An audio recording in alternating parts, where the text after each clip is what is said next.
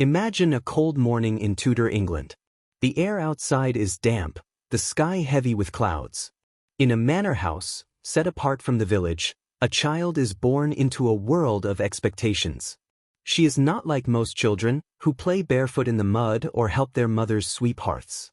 This child enters life already marked by family ambition, already bound to the threads of politics. Her cradle is not a simple wooden box but a carefully crafted bed, lined with fine cloth.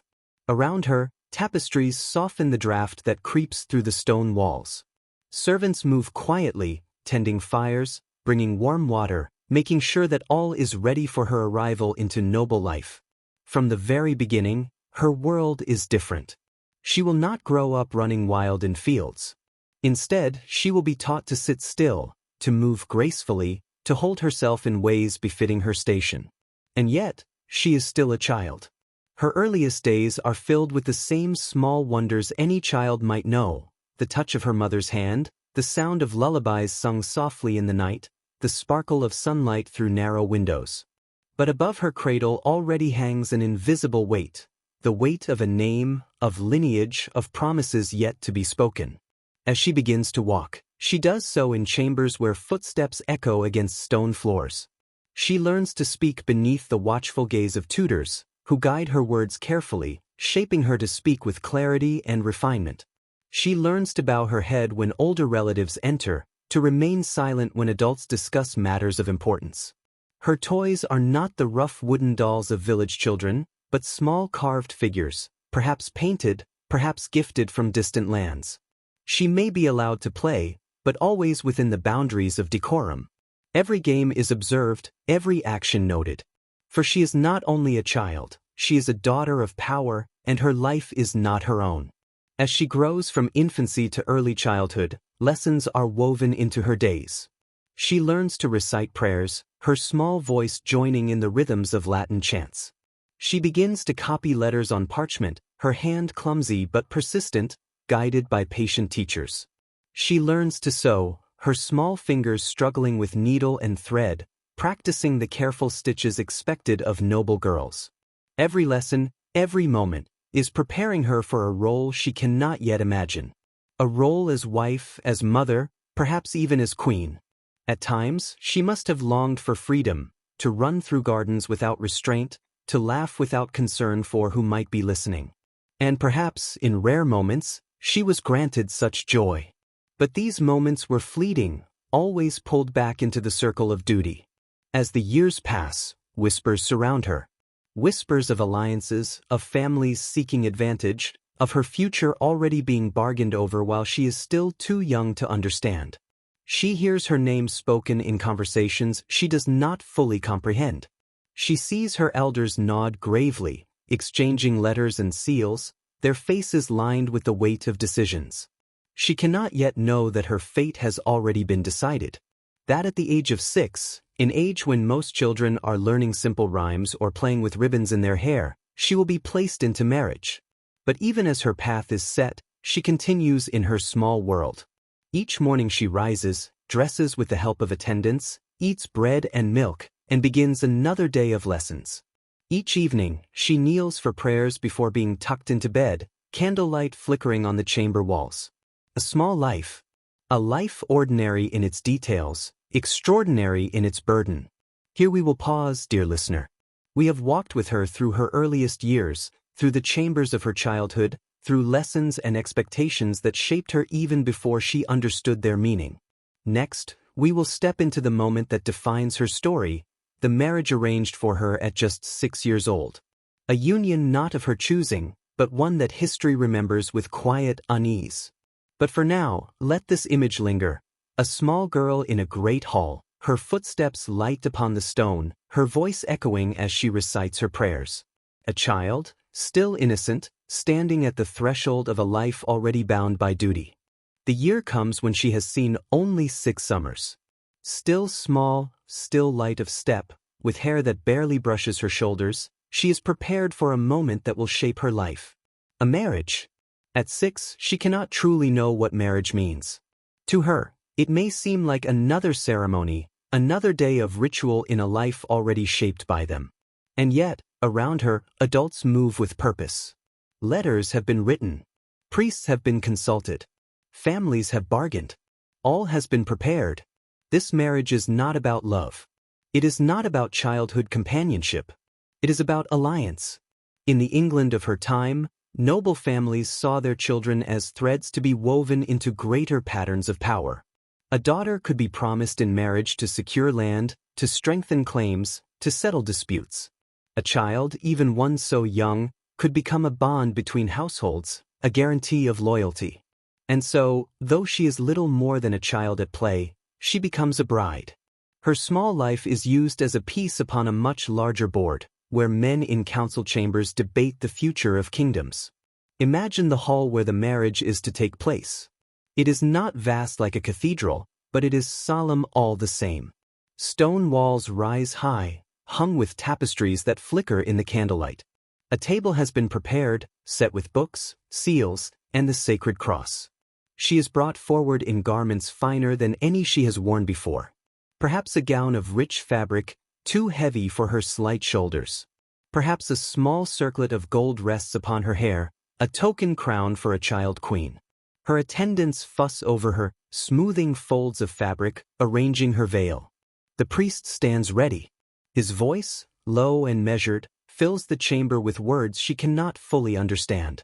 Latin phrases, solemn vows, promises spoken not by her, but on her behalf. Her hand, so small, is placed into the hand of her groom. Perhaps he is older, perhaps only a boy himself. But either way, he too stands as part of a bargain greater than either of them. Rings are exchanged, prayers intoned. The union is sealed. To those gathered, it is a moment of triumph, of duty fulfilled. To her, it may feel like another strange ritual, another day where she is dressed, guided, and told what to do. How does a child of 6 perceive such a moment?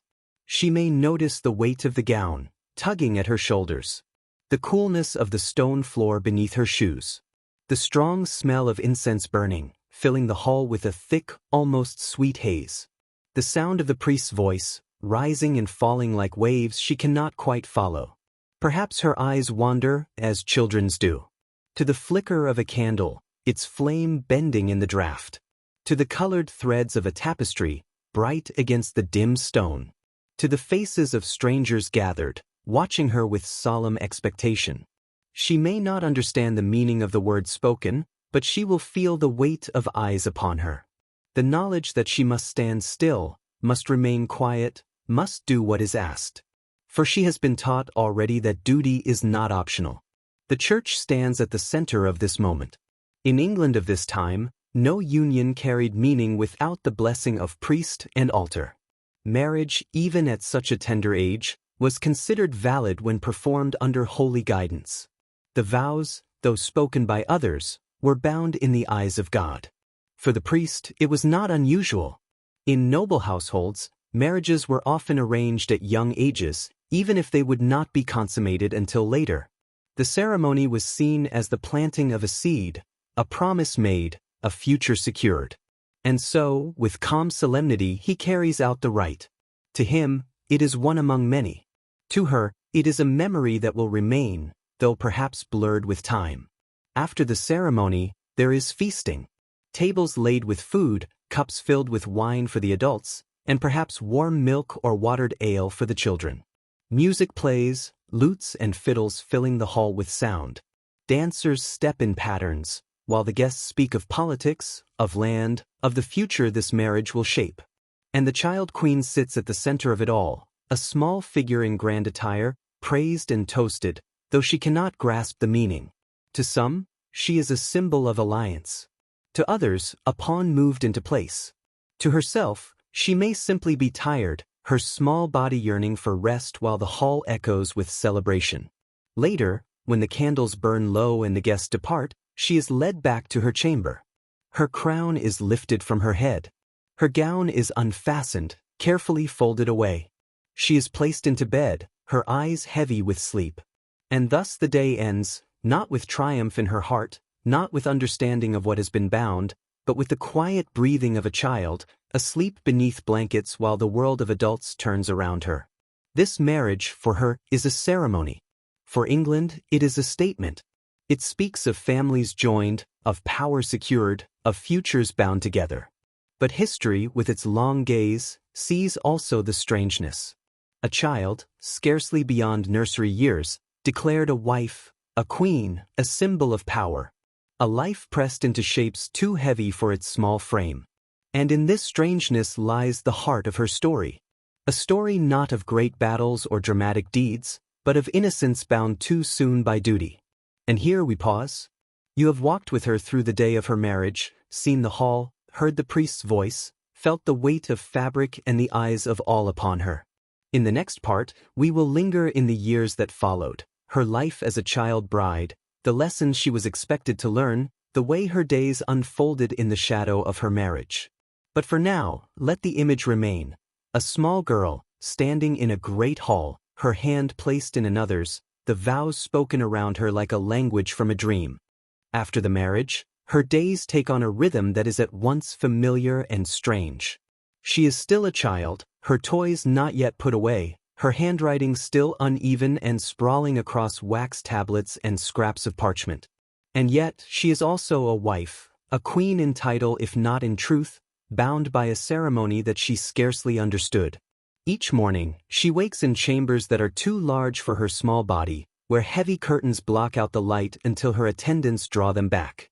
The air is often cool, damp with the weight of the stone walls, and she shivers as they dress her, layering gown upon gown until her slight frame seems swallowed in fabric. Lessons fill her hours. A queen, even one so young, must learn to read not only letters, but the currents of politics. Tutors arrive with books, their covers bound in leather, their pages filled with Latin words that flow across the parchment like endless rivers. She recites prayers, learning to let the rhythm of the words carry her voice steadily forward.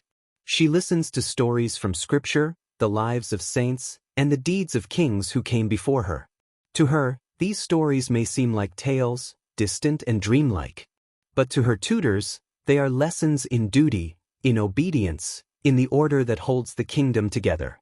There are moments when she steals glimpses of her old self. She may sit at a window, tracing patterns in the condensation on the glass. She may reach for a carved wooden doll, hidden beneath the folds of her bedding, a comfort from her earlier years. Yet even in play, she is watched. Attendants hover nearby, correcting her posture, reminding her to behave with the dignity expected of her station. The doll must be set aside when lessons begin. The window must close when drafts threaten her health. Step by step, the life of a child slips into the role of a queen. Her marriage, though solemnized, does not yet demand the full duties of a wife. That will come later, when she is older, when her body is no longer that of a child. For now, it is a promise, a bond awaiting its fulfillment. Still, the presence of her husband, whether he is near or far, lingers like a shadow in her days. She hears his name spoken often, feels the weight of expectation in the way courtiers bow to her, in the way nobles whisper of alliances. When letters arrive, sealed with wax, their words speak of land, loyalty, and heirs yet to be. She may not read them fully, but she senses their gravity. Her very existence is bound to agreements she cannot yet grasp. Seasons pass. Winter cloaks the castle in silence, the stones growing cold, fires burning low in the great hearths. She wraps herself in furs, her small hands tucked into sleeves to keep warm. Snow falls beyond the windows, muffling the sounds of the world, until the only noise is the crackle of logs and the soft murmur of voices. Then comes spring, when the air grows damp and green shoots push through the earth. She walks in the gardens, hand in hand with her attendants, gazing at blossoms opening as though the world itself were unfolding before her. Summer brings feasts in the courtyards, banners fluttering in the wind, laughter spilling into the long evenings. And autumn, with its harvest, fills the halls with the scent of grain and apples stored away for the colder months ahead. Yet through all these cycles, the weight of duty never lifts. Each moment, each lesson, each prayer is meant to mold her into something greater than herself. The child she once was drifts further away, replaced by a figure who must smile when expected, bow her head when required, and hold still while others decide her fate. There are times when she must sit through councils, listening as men twice, even 3 times her age debate matters of land and law. Their voices are calm, deliberate, each word chosen with care, and she sits quietly, her small frame perched on a chair too large, her feet not yet touching the floor. To them, she is a symbol. To herself, she is a girl longing to understand. Imagine her at night, when the halls grow silent. The torches are dimmed, and the echoes of the day fade into stillness. She lies in bed, staring at the canopy above, embroidered with patterns of vines and stars. Her attendants have withdrawn, leaving only the faint glow of a single candle nearby. In those moments, she is alone with her thoughts. Perhaps she whispers prayers, words she has memorized but not fully comprehended. Perhaps she recalls the warmth of her childhood home, the sound of her mother's voice, the freedom of running in gardens without care. Sleep eventually comes, slow and steady, carrying her into dreams where she can still be simply a child. Her life after marriage is not one of dramatic events, but of quiet molding. Each day, each season, is part of the slow transformation of a girl into a queen.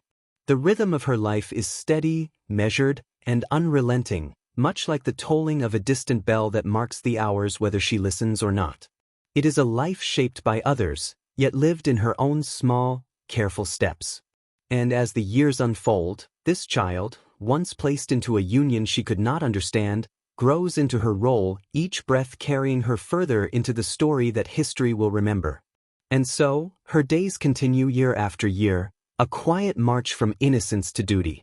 In the stillness of those halls, in the measured pace of her lessons, in the solemn gaze of those who watch her, we find the essence of her life. A childhood overlaid with the heavy mantle of queenship, fragile yet enduring, ordinary in its rhythms yet extraordinary in its weight. In the world around her, contrasts emerge, sharp yet softened by the passage of time. On one hand, she is still a child, her body small, her voice light, her steps unhurried as she moves through vast corridors. On the other, she is treated as though she carries the weight of a nation on her shoulders. The dissonance is everywhere. She holds a doll in her hand, yet is addressed as, "My lady." She stumbles over a word in her lessons, yet courtiers bow deeply in her presence. The two worlds coexist uneasily, a child's innocence wrapped within the stern fabric of power and expectation. The nobility around her live in patterns of grandeur. Banquets are laid out with roasted meats, pies rich with spices from distant lands, and wines carried across seas. The tables groan beneath the abundance, and servants move constantly, filling cups, clearing platters, adjusting candles. Music fills the air, instruments rising in harmony, voices joining in songs both sacred and merry. For the lords and ladies who attend, these gatherings are as much about showing wealth as they are about sustenance. Each dish is a statement, each garment a signal of rank, each word spoken in careful measure. She watches it all, sometimes with wide eyes, sometimes with the fatigue of one too young to care for politics disguised as festivity.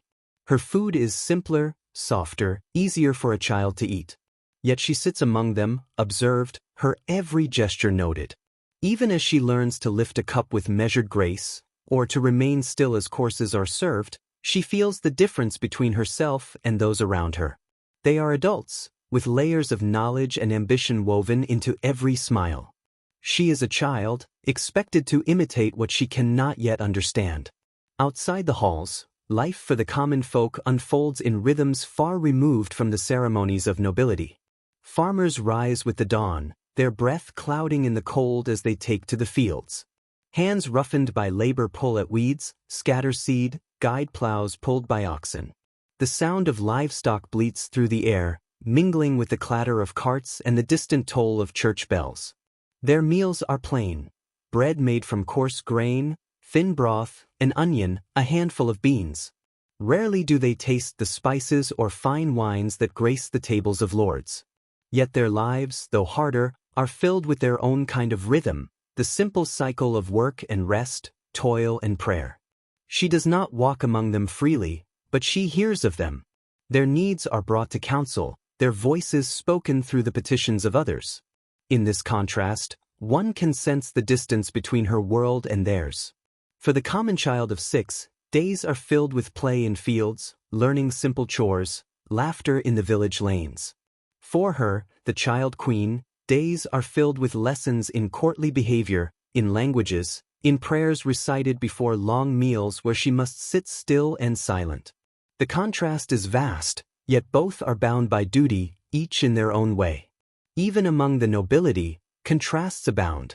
Older lords, their faces lined with years of service, watch her carefully, weighing each small sign of growth. Younger ladies, perhaps only a few years older than she, attend her, guiding her through the rituals of dress, of speech, of the proper way to step into a hall.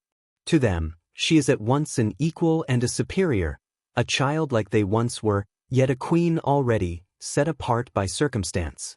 In their glances and their soft-spoken instructions, one can feel both affection and formality. As she grows, the contrast between expectation and reality deepens. She is still learning letters, still memorizing lines from the Psalms, still struggling to sew stitches evenly on a piece of cloth. And yet, at the same time, nobles argue over her future, debating what lands her marriage will secure, what alliances her presence will guarantee. She herself may sit quietly, feet swinging from a chair, eyes wandering toward the window where sunlight spills across the stone. Outside, children her age chase each other in the courtyards, free to laugh and stumble. Inside, she must remain composed, her laughter tucked away, her movements carefully measured. Imagine the stillness of her chamber at night. The distant noise of the great hall has faded, and only the quiet crackle of the fire remains. She clutches a small toy beneath her blanket, its presence comforting in the vastness of her bed. In that moment, she is simply a child, drifting into dreams. And yet, even in sleep, she carries the title of queen, the weight of expectations pressed invisibly upon her shoulders. This contrast, between child and queen, between innocence and duty, between simple rhythms of common life and the elaborate performance of noble existence, defines her world. It is not a life she chose, but one placed upon her. And though history will remember her as a queen, it is important to linger on these quiet details, to imagine her as she was, small, uncertain, and growing slowly into a role far larger than herself. Her story, delicate and steady, is one of becoming, shaped by contrasts that never truly disappeared. The child within her and the queen imposed upon her coexisted, sometimes in harmony, sometimes in quiet tension. And in that duality lies the essence of her forgotten reign, a reminder that behind the titles and the ceremonies, there was always a young girl, trying to make sense of a world far greater than her years. And so, as her story settles into memory, we are left with the image of a girl caught between worlds. A queen by name, a bride by arrangement, yet still only a child whose feet barely touched the floor when she sat upon her chair. History has a way of remembering the crowns, the ceremonies, the signatures on parchment sealed with wax. But behind those records lived a fragile figure, with small hands, a quiet voice, and dreams that could never fully take shape beneath the weight of duty. Her life is called forgotten not because it was unimportant, but because it was overshadowed by louder stories, the wars of kings, the disputes of lords, the endless turning of power from one hand to another. Yet in that shadow lies a quieter truth, a story that reveals the nature of the age itself. For in a world where alliances mattered more than childhood, her fate was not unusual. She was one of many children bound by marriages they could not understand, placed into roles decided long before they could speak for themselves. She was not alone in this, and that too is part of the story, that countless voices like hers were folded into the grand design of history, silent, but present all the same. Imagine her years later, grown beyond the fragile age of 6, walking still through the same cold stone halls, her steps steadier, her presence more assured. The doll once hidden under her pillow has long since been put away, replaced by books, by prayers, by documents of state. The weight of her gowns no longer feels so strange. The crown, once too large, now sits more firmly upon her brow. Yet beneath it all, she is still the same person who once stood in that hall, small and solemn, while vows were spoken around her in words she barely knew. That child and that queen were never separate. They were two sides of the same life, forever bound together. And as the centuries pass, her story drifts into obscurity, tucked away in chronicles, mentioned in passing, overshadowed by louder names and grander tales. But if we pause, if we listen quietly, we can still sense her presence. A little girl dressed in heavy silks, her eyes glancing toward the flicker of a candle as the priest's voice filled the hall. A queen without choice, yet still a child at heart. The echoes of her life remind us of the fragility that lies hidden beneath the grandeur of history.